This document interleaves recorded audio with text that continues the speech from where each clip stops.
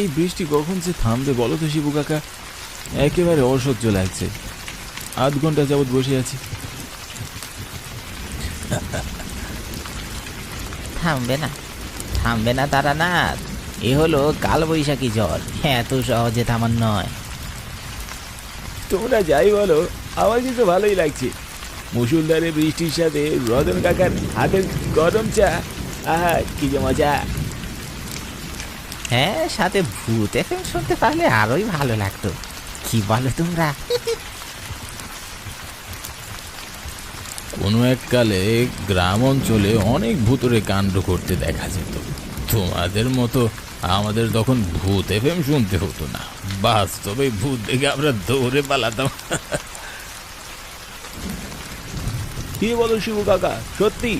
আচ্ছা বেশ, তাহলে এখন আমাদের তোমার সাথে ঘটে যাওয়া একটা ভূতের গল্প শোনাও তো। হ্যাঁ, এই কালবৈশাখীর রাতে চায়ের দোকানে ভূতের গল্প একদম জমে ক্ষীর হবে।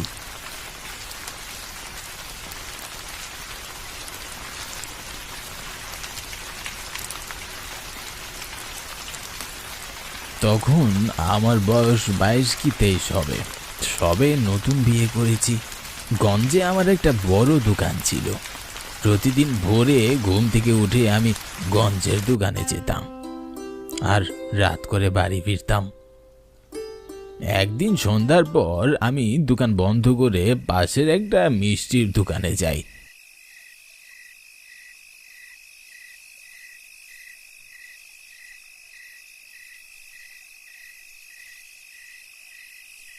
আর কিছু ভালো মিষ্টি কিনে নেই। মিষ্টির দোকানদার মুচকি হেসে আমাকে বললেন, কি শ্বশুর বাড়ি যাচ্ছ নাকি? হ্যাঁ গো কাকা, অনেকদিন হলো গৌরী বাবার বাড়ি গিয়েছে, তাই ওকে আনতে যাচ্ছি। বেশ, তবে বেশি দেরি করো না, তাড়াতাড়ি যাও, ট্রেন আসার সময় হয়ে গিয়েছে। গঞ্জের পাশেই রেল স্টেশন ছিল, তাই আমি পায়ে হেঁটে স্টেশনে যাচ্ছিলাম। আমি স্টেশনে গিয়ে পৌঁছাতেই পো পো শব্দ করে ট্রেন চলে আসলো।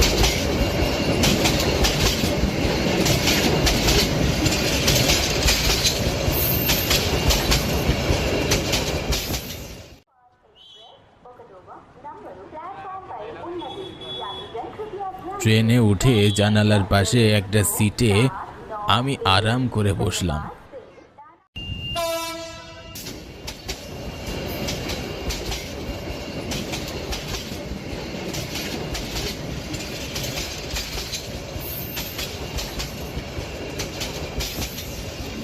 আমাদের গ্রাম থেকে আমার শ্বশুর বাড়ি একটু দূরে, নবাবপুর গ্রামে আমার শ্বশুর বাড়ি। ট্রেনে যাতায়াত করলে সময় কম লাগে, তাই আমি আমার শ্বশুর বাড়ি ট্রেনে যাওয়া আসা করতাম।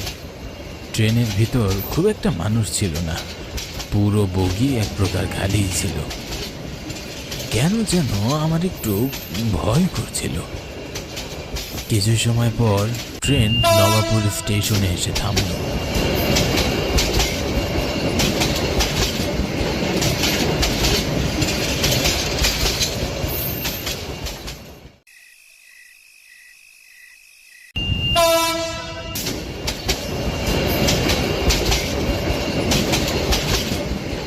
ট্রেন থেকে নেমে আমি অবাক হয়ে যাই।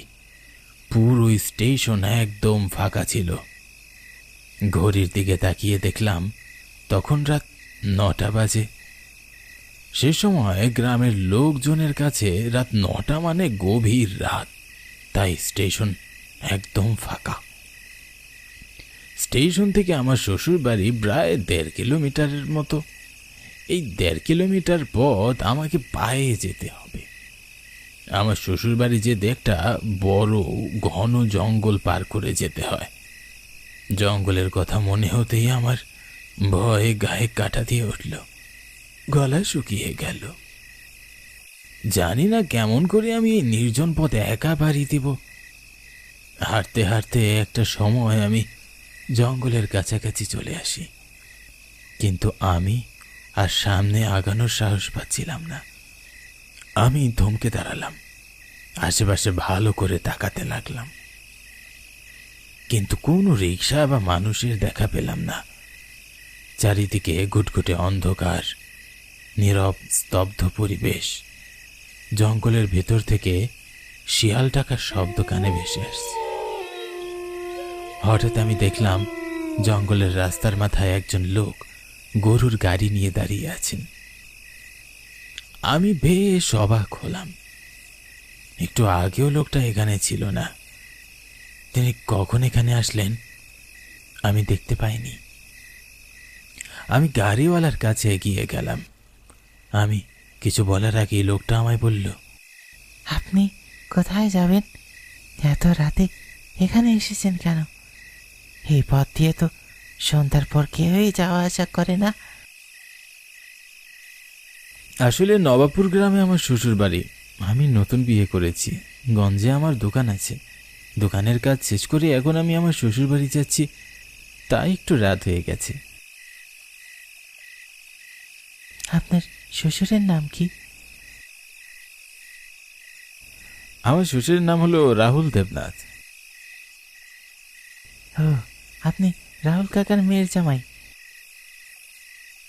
হ্যাঁ, আমি ওনারই। আপনি চিনেন? জি, চিনি। আপনার শ্বশুর কৃষি কাজ করেন। বড্ড ভালো মানুষ তিনি। নবাবপুর গ্রামের উত্তর পাড়ায় ওনার বাড়ি। আপনার তো বিবাহ উপযুক্ত এক শালিকা আছে, নাম ঋতু। হ্যাঁ, আপনি তো দেখছি সবই জানেন। তা আপনার বাড়ি কোথায়? কোন পাড়ায় থাকেন আপনি? আমার এখানে কোনো ঘর বাড়ি নেই। গাড়িওয়ালার মুখে এমন উত্তর শুনে আমি ভীষণ অবাক হলাম। আমতা আমতা করে বললাম, তাহলে আপনি এখানে থাকেন কোথায়? আমি সর্বস্থানে থাকি, তবে এই জঙ্গলে বেশি থাকি। চলুন, আপনাকে আপনার শ্বশুর বাড়ি পৌঁছে দিচ্ছি। ওনার মুখে এমন অদ্ভুত কথা শুনে আমি হা করে ওনার দিকে তাকিয়ে রইলাম। আর মনে মনে ভাবছিলাম, লোকটা আবার পাগল টাগল নয় তো। আমার নীরবতা দেখে গাড়িওয়ালা আমাকে বললেন, কি হলো, আপনি গাড়িতে উঠে পড়ছেন না কেন? আপনি যাবেন না? হ্যাঁ, যাব তো। আমি তাড়াহুড়ো করে গাড়িতে উঠে বসলাম। আমি গাড়িতে উঠে বসতেই উনি গাড়ি ছেড়ে দিলেন। যদিও বা গাড়িওয়ালা খুব রহস্যজনক কথা বলছেন, কিন্তু আমার কাছে ওনার গাড়িতে যাওয়া ছাড়া আর কোনো উপায়ও ছিল না। বাবু শোনেন, আপনাকে একটা কথা বলি। হ্যাঁ, বলুন না। আমি আপনাকে জঙ্গলটি পার করে দিচ্ছি, কিন্তু পরবর্তীতে আর কখনোই রাতের বেলা আপনি এই পথ দিয়ে আসবেন না। মাথা নেড়ে আমিও হ্যাঁ সম্বোধন করলাম। মুখ ফুটে কিছুই বললাম না। গাড়িওয়ালা এমনিতেই ভীষণ অদ্ভুত অদ্ভুত কথা বলছেন, তাই আর কথা বাড়ালাম না। জঙ্গলের আঁকা বাঁকা পথ দিয়ে গরুর গাড়ি ছুটে চলেছে। পুরো জঙ্গল ঘুটঘুটে অন্ধকারে ঢাকা পড়ে আছে। অন্ধকার জঙ্গলের গাছগুলোকে মিশরের পিরামিড বলে মনে হচ্ছিল। এমন ভুতুড়ে পরিবেশ দেখলে যে কারো মাথা খারাপ হয়ে যাওয়ার মতো অবস্থা হবে। হঠাৎ অদ্ভুত একটা শব্দ শুনে আমি চমকে উঠলাম।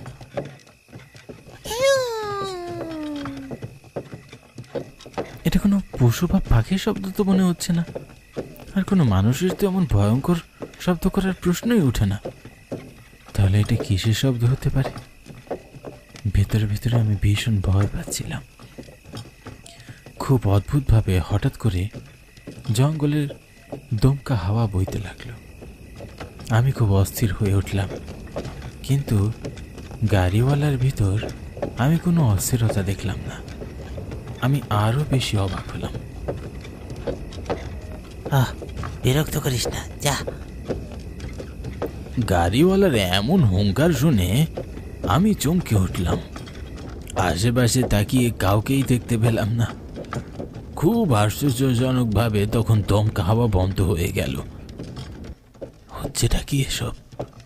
আমি কিছুই বুঝে উঠতে পারছিলাম না। আবারও সেই ভয়ঙ্কর শব্দ শুনে আমি ভীষণ ভয় পেয়ে গেলাম। সময়ের সাথে সাথে ভয়ঙ্কর শব্দটি ক্রমেই বেড়ে চলেছে। মাঝে মাঝে অনেক দূর থেকে কান্নার শব্দ ভেসে আসছে, কখনো আবার হাসির শব্দ শোনা যাচ্ছে। মনটা ভীষণ কুটাক ডাকছিল, মনে হচ্ছিল আমার সাথে খুব খারাপ কিছু হতে চলেছে। গাড়িওয়ালা ভাই, একটু তাড়াতাড়ি গাড়ি চালান না, আমার ভীষণ ভয় করছে। গাড়িওয়ালা যেন আমার কথা কানেই তুলল না। তিনি তার মতো করে গাড়ি চালাচ্ছিলেন। ওনার উপর আমার ভীষণ রাগ হচ্ছিল। হঠাৎ আমি দেখলাম গরুর গাড়ির পাশে একটা দানবের মতো কালো ছায়া আসছে। ভয়ে আমি চমকে উঠলাম। আমার গলা শুকিয়ে গেল, হাত পা ঠান্ডা হয়ে গেল, বুকের ভেতরের প্রাণ পাখিটা ধুক ধুক করতে লাগলো। মনে মনে রাম রাম বলা ছাড়া আর কিছুই করার ছিল না। হঠাৎ গরুর গাড়িটি থমকে দাঁড়ালো। গাড়িওয়ালা খুব চেষ্টা করেও সামনের দিকে এগোতে পারল না। ভয়ে আমি পিছনে ঘুরে তাকিয়ে চিৎকার করে উঠলাম। আমি দেখলাম দানবের মতো ছায়াগুলো গরুর গাড়িটি পিছন থেকে টেনে ধরে রেখেছে। ভয়ে আমার বুকের ভেতরটা পানি শূন্য হয়ে যায়, পা থরথর করে কাঁপতে শুরু করে।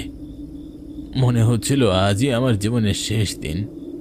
দেহ থেকে প্রাণ পাখিরা হয়তো এক্ষুনি বের হয়ে যাবে।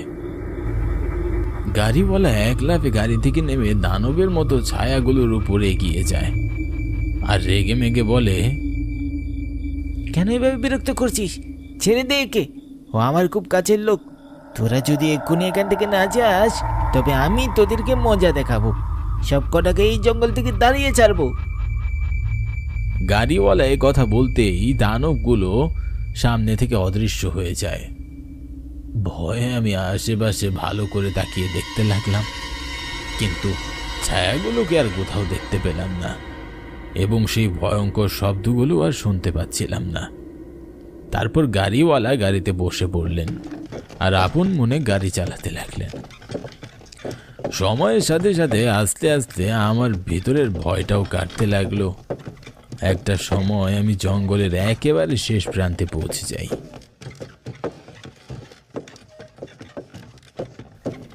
গাড়িওয়ালা গাড়ি থামিয়ে বললেন, আর কোনো ভয় নেই, আমি গাড়ি নিয়ে আর সামনে এগোতে পারবো না।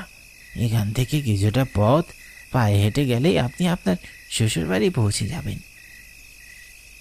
আপনাকে অসংখ্য ধন্যবাদ এই মাঝরাতে আমাকে বাড়ি পৌঁছাতে সাহায্য করার জন্য। তা আপনার ভাড়া কত হয়েছে? আপনাকে ভাড়া দিতে হবে না, আমি ভাড়া নিই না। আমি আর কোনো কথা বাড়ালাম না। মিষ্টির হাড়ি নিয়ে গাড়ি থেকে নেমে শ্বশুর বাড়ির উদ্দেশ্যে হাঁটতে লাগলাম। হঠাৎ মনে হলো গাড়িওয়ালার নামই তো জানা হয়নি। ও গাড়িওয়ালা ভাই, আপনার নামটা তো জানা হলো না। আমার নাম রঘু।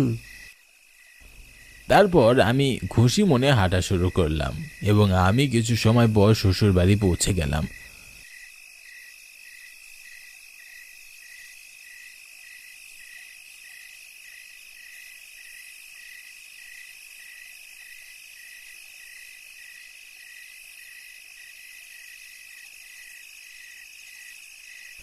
আমাকে দেখে আমার স্ত্রী, শ্বশুর, শাশুড়ি ও শালিকা সবার চোখ কপালে উঠে যায়। মনে হচ্ছিল যেন ওনাদের মাথায় আকাশ ভেঙে পড়েছে। সবাই ভীষণ অবাক হয়ে হা করে আমার দিকে তাকিয়ে রইলেন। ওনাদের এভাবে অবাক হওয়ার কারণটা আমি বুঝতে পারলাম না। তুমি এত রাতে জঙ্গলের পথ দিয়ে কেমন করে এলে? এই পথ দিয়ে তো রাতের বেলা যেই যায় পরের দিন সকালবেলা জঙ্গলে তার লাশ পাওয়া যায়। অশুভ আত্মারা রাতের বেলা জঙ্গলে ঘুরে বেড়ায়। তুমি জঙ্গল পার হলে কেমন করে গো? রঘু নামের একজন গাড়িওয়ালা আমাকে তার গাড়িতে করে জঙ্গল পার করে দিয়েছেন, আর তিনি তো আমার কাছ থেকে ভাড়াও নেননি। রঘু গাড়িওয়ালার নাম শুনে ওনারা সবাই অবাক হয়ে যান, বড় বড় চোখে আমার দিকে তাকিয়ে রইলেন। আমি কিছু বলে ওঠার আগেই আমার শ্বশুর বললেন, আজ থেকে ঠিক 2 মাস আগে জঙ্গলের পথে রঘু গাড়িওয়ালার লাশ পাওয়া যায়। তোমাকে আসলে অশুভ প্রেতাত্মারা ক্ষতি করতে চেয়েছিল, কিন্তু রঘু করতে দেয়নি। তোমাকে রঘুর আত্মা বাঁচিয়েছি। শ্বশুরের মুখে এমন কথা শুনে আমার গায়ে কাঁটা দিয়ে উঠল। বড় বিপদ থেকে প্রাণে বেঁচে ফেরার জন্যে মনে মনে ঈশ্বরকে আর রঘু গাড়িওয়ালাকে ধন্যবাদ জানালাম। সেদিনের পর থেকে আর কখনোই আমি রাতের বেলা শ্বশুর বাড়ি যাইনি।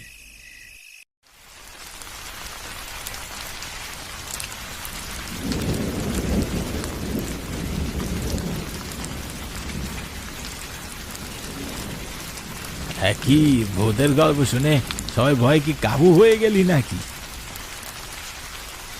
হ্যাঁ কাকা, এই দেখো আমার গায়ের পশমগুলো কাটা হয়ে দাঁড়িয়ে গেছে। আচ্ছা, বৃষ্টি থেমে গেছে, এবার নে, যা তোরা বাড়ি যা।